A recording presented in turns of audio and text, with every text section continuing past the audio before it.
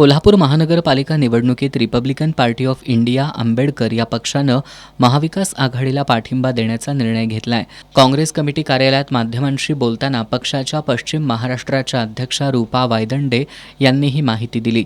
सर्वसामान्यांच्या हक्कासाठी आणि संविधानाच्या रक्षणासाठी आमदार सतेज पाटील आणि महाविकास आघाडी लढत असल्यामुळं हा पाठिंबा देण्यात येत असल्याचं वायदंडे यांनी सांगितलं. काँग्रेसचे जिल्हाध्यक्ष आमदार सतेज पाटील यांनी या निर्णयाचं स्वागत केलं.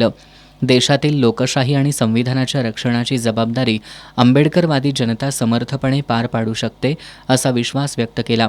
याप्रसंगी आरपीआय आंबेडकर पक्षाचे पश्चिम महाराष्ट्र उपाध्यक्ष मारुती गायकवाड, शाहीर चव्हाण, नागेश हजारे, प्रताप बाबर, रमेश तिळवे, अमर तांदळे, शैलेश सोनुले, आकाश भालेकर, उत्तम सुतार, रुपेश सोनुले, तुषार कांबळे, अविनाश कांबळे, प्रतीक कांबळे, विश्वजित बाबर, मारुती मांगले, संतोषी होनमारे, माया बिराजे, गीता सुतार, भाग्यश्री कोळेकर, राजश्री परदेशी, उज्ज्वला सनदे यांच्यासह पदाधिकारी आणि कार्यकर्ते उपस्थित होते.